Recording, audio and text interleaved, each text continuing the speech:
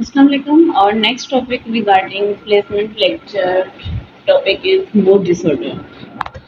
Mood ڈس order ایک بہت vast terminology آپ کہہ رہے ہیں یا ایک پول کہہ رہے ہیں ڈس آرڈر کا کہ اپنے اندر سموئے ہوئے بہت سارے ڈس آرڈر مل کے موڈ ڈس آرڈر کو جنریٹ کر رہے ہیں، یا آپ کہہ لیں کہ 8 سے 10 جو ڈس آرڈر ہیں وہ موڈ ڈس آرڈر میں کامنلی ایگزسٹ کرتے ہیں.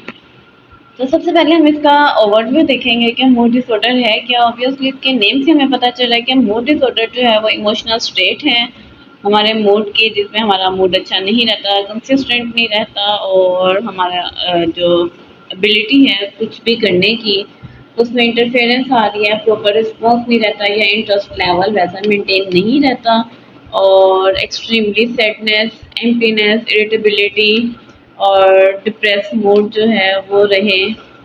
اور اس کے ساتھ ساتھ آپ کا جو ڈپریشن کا ڈیوریشن ہے یا پیریڈ ہے اس میں ویریشن آتی رہیں. کبھی تو آپ کا بہت لوئسٹ موڈ جو ہے وہ بہت لو ہو جائے، اور کبھی آپ کا موڈ بہت ہائی ہو جائے، ایکسیڈ کر جائے. سم ٹائم آپ نے دیکھا ہوگا پیشنٹ آتے ہیں تو ہنسی جاتے ہیں، اور ایک لیول سے زیادہ وہ جب اسمائل پاس کریں کہکا لگائیں it's main they have excessive happiness. Access of every thing is bad. تو وہ جو ایکسیس آف ہیپینس ہے وہ ان کا مینیا ہے، ان کے مزاج میں تیزی آئی ہوتی ہے، وہ دن میں زیرو کام جو ہے وہ کر سکتے ہیں، اور کام کرنے کے باوجود بھی انہیں کوئی بھی فٹنگ جو ہے یا انرجی لیول ان کا ڈاؤن نہیں ہوتا، وہ مزید کام کر سکتے ہیں. سم ٹائم ایسے خواتین بھی آتی ہیں جو کہ 4 سے 5 ڈشز جو ہیں وہ at a time at a day وہ بنا سکتی ہیں ایک ہی ٹائم میں. واشنگ مشین بھی لگائیں گی، گھر کے باقی کے سارے کام بھی کریں گی، باہر آنا جانا جو ہے آؤٹنگ وہ بھی کریں گی، لیکن ان میں کوئی بھی انرجی لیول ڈاؤن ہونے کی کمپلینٹ آپ کے پاس مینیا میں نہیں آئے گی. اسی کے اکارڈنگ جب آپ کا ڈپریس فیز چل رہا ہوگا موڈ ڈس آرڈر میں، تو آپ کا جو سمٹمز ہیں وہ آپ کو ویسی انرجی پرووائڈ نہیں کرتے ہیں کہ آپ کی روٹین مینٹین رہے. وہ اس پہ افیکٹ کرتے ہیں، آپ کے موڈ پہ افیکٹ کرتے ہیں، آپ کے فنکشننگ پہ انٹریکٹ کرتے ہیں. انزائٹی ڈس آرڈر جو ہیں آبویسلی آپ کے موڈ پہ افیکٹ کرتا ہے. انزائٹی ہوگی تو آپ خوش نہیں ہوں گے، خوش نہیں ہوں گے تو آپ کی روٹین جو ہے وہ مینٹین نہیں ہوگی، مینٹین نہیں ہوگی تو کرونک اینزائٹی جو ہے وہ آپ کو ڈپریشن کی طرف موو کروائے گی. موڈ ڈس آرڈر جو ہے جیسے جیسے انکریز ہوگا تو آپ میں سوسائٹل فیکٹر جو ہیں فیکٹس جو ہیں وہ انکریز ہونا شروع ہو جائیں گے. اس کے بعد نیکسٹ جو ہے موڈ ڈس آرڈر کو بیسیکلی مینٹل ہیلتھ کنڈیشنز میں یوز کیا جاتا ہے، اور اس کا امپیکٹ دیکھا جاتا ہے کہ آپ کا ایموشنل لیول کیا ہے، آپ کس ایموشنل اسٹیبلٹی پہ لائی کر رہے ہیں اور کس طرح سے انٹریکٹ کر رہے ہیں.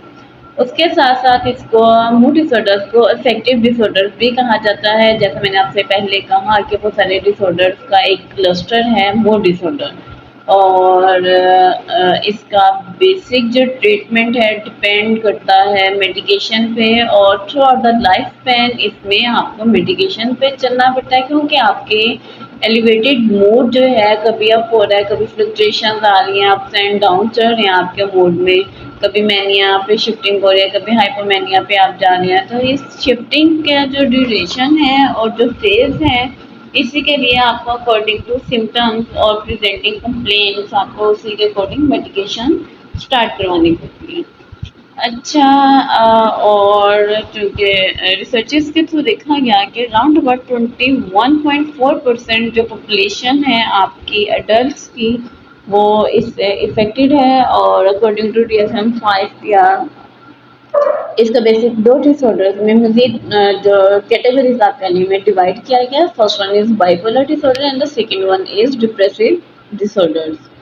اب بائیپولر ڈس آرڈرز اور ڈپریسو ڈس آرڈرز کی انہوں نے مزید لسٹنگ کی، تو جو ہمارے پاس موڈ ڈس آرڈرز آئے انہوں نے اس کی ایک امبریلا بنائی کہ اس میں کون کون سے ڈس آرڈرز کس طرح سے کس لیول پہ لائے جاتے ہیں. ان کا ڈائگنوسس کی جو رینج آف سیویرٹی ہے، لیول کو کس طرح سے ریچ آؤٹ کرنا ہے، وہ سارا ڈیمونسٹریٹ کیا گیا. تو یہاں ہمارے پاس ایک امیج ہے جسے ہم دیکھتے ہیں. सबसे पहले तो हम देखते हैं मूड डिसऑर्डर्स में हमारे पास बेसिक 4 कैटेगरीज आ रही हैं। 4 कैटेगरीज के साथ हमारे पास 8 to 9 सिम्टम्स ऐसी हैं जो कि मिल के 4 डिसऑर्डर्स को with the passage of time and phases divide कर रही हैं और उनको जो कॉज फैक्टर है उसे जनरेट कर रही हैं। सबसे पहले अगर हम देखें हम सिम्टम्स की तरफ अगर मूव करें तो हमारे पास एक नॉर्मल मूड है। नॉर्मल मूड के में इलेशन आए तो वो हाइपोमेनिया में टर्न हो जाएगा। हाइपोमेनिया से वो मेनिया में जाएगा और मेनिया से मेनिया विद साइकोसिस की तरफ मूव करेगा आपका क्लाइंट। लेकिन अगर हम नॉर्मल मूड से दूसरी तरफ मूव करें तो हमारा डिस्थीनिया आ जाएगा, हमारा माइल्ड डिप्रेशन आ जाएगा, moderate depression, fair depression and fair depression with साइकोसिस। Means के जहाँ साइकोसिस आ गया, आपको हेलुसिनेशन और डिल्यूजन जो हैं वो स्टार्ट हो जाते हैं। हेलुसिनेशन और डिल्यूजन की डिफरेंट कैटेगरीज हो सकती हैं, समटाइम दोनों होते हैं, समटाइम एक होता है। और समटाइम सेवेरिटी इतनी होती है कि आपको मूड के साथ साथ साइकोटिक फीचर्स ही इतने इलैबोरेट नज़र आ रहे होते हैं, इतने वाज़ेह नज़र आ रहे होते हैं कि आप उनका डायग्नोसिस प्रॉपर कर ही नहीं पाते हैं। अच्छा, जब हमारे पास माइल्ड डिप्रेसिव स्टेट में होगा client, moderate, severe depression and severe depression with साइकोसिस, तो इन 4 फेजेस में हम उसका डिप्रेसिव डिसऑर्डर जो है उसको डायग्नोस करेंगे। और अगर इन्हीं 4 सिम्टम्स के साथ हम देखें कि नॉर्मल मूड था, उसके बाद वो आहिस्ता आहिस्ता डिस्थीमिया की तरफ मूव किया, डिस्थीमिया से वो हमारे पास mild, moderate, severe and severe depression with साइकोसिस की तरफ मूव करें तो हम उसे रिकरेंट डिप्रेसिव डिसऑर्डर्स का डायग्नोस दे देंगे या डिफरेंशिएट करेंगे। आफ्टर डैट एक बहुत ही क्लियर कट हमारे पास डिसऑर्डर आ जाता है साइक्लोथीमिया, जिसमें या तो आपका मूड नॉर्मल है या आप डिप्रेसिव हैं या आप थोड़े हाइपर जा रहे हैं, मीन्स इलेशन आ रही है आपके मूड में या फिर आप डिस्टीमिया की तरफ मूव कर रहे हैं नॉर्मल मूड से, तो उसे आप जो है साइक्लोथीमिया के नेम से डिनोट करेंगे। और बाकी की जो सिम्टम्स हाइपोमेनिया, मेनिया और मेनिया विद साइकोसिस और डिप्रेसिव स्टेट जो आपके पास डिस्थीमिया आ जाएगा, माइल्ड, मॉडरेट, सीवियर और सीवियर डिप्रेशन विद साइकोसिस, ये सारी की सारी चीज़ें मिल के आपका बाइपोलर अफेक्टिव डिसऑर्डर बनाती हैं। और आपके पास क्लाइंट आते कब हैं, ना तो आपके पास डिप्रेसिव स्टेट पे जल्दी मूव करेगा, ना वो साइकोथीमिया पे आते हैं, ना ही वो आपके पास डिफरेंट डिप्रेसिव डिसऑर्डर्स लेवल पे आएंगे। क्लाइंट आपका उस वक्त मूव करेगा जब उसे लगेगा कि उसने एक क्लस्टर बीमारियां, वो कहते हैं ना मेरे साथ तो बहुत सारी बीमारियां, मैं हुआ था हॉस्पिटल, तो ये वाला सीन होता है जब क्लाइंट को लगता है कि अब उसका अपना बहुत सिस्टम डिस्टर्ब हो चुका है, तो क्यों ना अब हम जाके थेरेपिस्ट का जो है वो लेवल चेक करें या उसको हम डालें किसी लेवल पे कि हमें डायग्नोस और हमें ट्रीट करें। अब जब ये सारी चीज़ें आ जाएंगी आपकी हाइपोमेनिया विद साइकोसिस और डिप्रेसिव स्टेट विद साइकोसिस वाला सीन होगा, तो आप इसको बाइपोलर इफेक्टिव डिसऑर्डर BPAD के साथ डिनोट करेंगे। और यही आपका मूड डिसऑर्डर जो है इतना सिवियर होता है कि बहुत सारे लोग इसमें सफ़र तो करते हैं लेकिन मेंटेन नहीं कर पाते हैं। उसके लिए उनकी मेडिकेशन, उनकी डाइट से ज़्यादा इम्पोर्टेंट होती है अकॉर्डिंग टू फेज।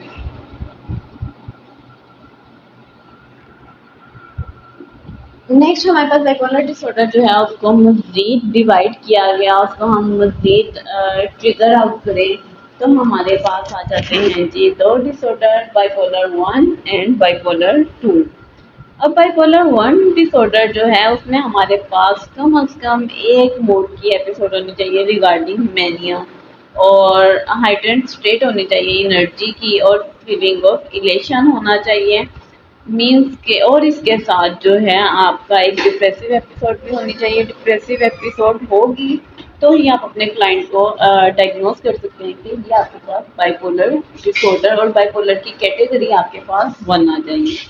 जब आपके क्लाइंट में मैनिया एपिसोड नहीं होगा या उसका डिप्रेसिव एपिसोड एग्जिस्ट नहीं करेगी, आप जस्ट उसकी फीलिंग ऑफ इलेशन और एनर्जी लेवल पे ही फोकस करेंगे, तो आप उसे डायग्नोस नहीं कर सकते किसी भी सूरत में कि ये बाइपोलर 1 का आपके पास क्लाइंट है। आफ्टर डेट अगर आप मूव करें तो हमारे पास आ जाएगा बाइपोलर 2 डिसऑर्डर, जिसमें हम उसके माइल्डर फॉर्म को लेके जाते हैं, और उसके साथ जरूरी है कि आपके पास बाइपोलर 1 का जो पेशेंट है वो होना चाहिए। मीन्स के आपके बाइपोलर 2 में बाइपोलर 1 की सिम्टम्स भी हों और उसके साथ आपका माइल्डर फॉर्म होना चाहिए उन सारे सिम्टम्स की, मिलकर बहुत ज़्यादा स्वेयर ना हो। और बाइपोलर 1 की सिम्टम्स के साथ आप में एक एपिसोड डिप्रेशन की होनी चाहिए और एक आपकी हाइपोमेनिया। हाइपोमेनिया क्या है? आपका state of elevated mood that isn't an intense as mania. आपकी एक डिप्रेसिव स्टेट है, लेकिन वैसे नहीं होती है जैसे मैनिया में आप बहुत ज़्यादा हाइपर एक्टिव हो जाते हैं, लेकिन एक्सीडनेस एक्सेसिव बिहेवियर जो है वो लीड कर रहा है।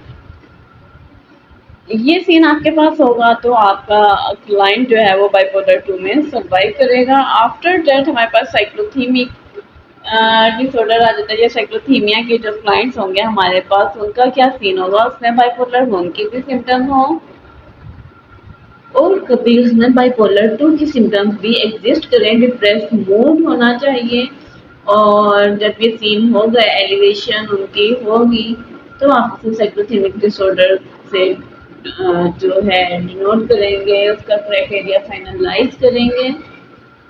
आफ्टर द डिसऑर्डर आपका जो इंटेंस जो है, note as intense shift in mood, कि आपका मूड में उतनी इंटेंसिटी ना रहे, कभी तो आप रेपिडली मूव करें उसकी तरफ, इलेशन की तरफ, कभी आप बाइपोलर की तरफ चले जाएं, तो आपका जो मूड में फ्लक्चुएशन है, मीन्स के कभी आपकी हाइपर एक्टिव स्टेट चल रही है और कभी आपकी डिप्रेस जो मूड है वो चले, तो ये सारी चीज़ें आपकी साइक्लोथेमिक डिसऑर्डर में आएंगी। और इसके साथ साथ आपका डिप्रेसिव जो लेवल है उसमें उन्होंने मज़ीद कैटेगराइज किया आपके सिम्टम्स के अकॉर्डिंग। तो हम देखते हैं कि डिप्रेसिव मूड डिसरेगुलेशन जो डिसऑर्डर है उसमें आपकी इंटेंस लेवल जो है वो एग्रेशन का चलता है, और एग्रेशन आउटबर्ड्स मीन्स के आपका एंगर लेवल बहुत ज़्यादा हाई हो जाता है। चिल्ड्रन बच्चे जो हैं अडल्ट वो भी इस चीज़ से सर्वाइव कर रहे हैं। मोस्टली हम इस चीज़ को एक्सेप्टेंस नहीं देते हैं कि बच्चे क्यों गुस्सा कर रहे हैं।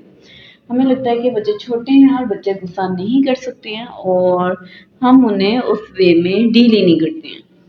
तो उसके साथ आपका इम्पेयर्ड फंक्शनिंग आ जाएगी, जो कि आपकी डेली लाइफ पे इफेक्ट करेगी। नेक्स्ट हमारे पास आ जाता है जी परसिस्टेंट डिप्रेसिव डिसऑर्डर डिस्थीमिया।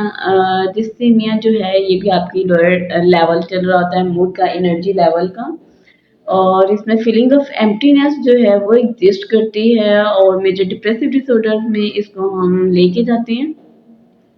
मेरे डिप्रेसिव डिसऑर्डर्स में जो है डिप्रेसिव साइकिल जो हैं वो कभी चलते हैं कभी नहीं, या कभी शिफ्टिंग आ जाती है उनकी, और उसके साथ आपका जो एनर्जी लेवल जो बूस्ट अप लेवल है वो डाउन हो जाता है, इरिटेबिलिटी आपकी इंक्रीज हो जाती है, और आपकी जो इम्पेयर्ड फंक्शनिंग है वो भी प्रॉपर नहीं होती है। सम टाइम मीन्स कि आपका मूड इसमें भी लो हो जाएगा, सम टाइम आपका इसमें मूड आपकी सिम्टम्स जो है वो हाई हो जाती हैं। हाई फंक्शनिंग डिप्रेशन में आ जाएगा। Living with the persistent depressive disorder typically means you have experience the symptoms of depression.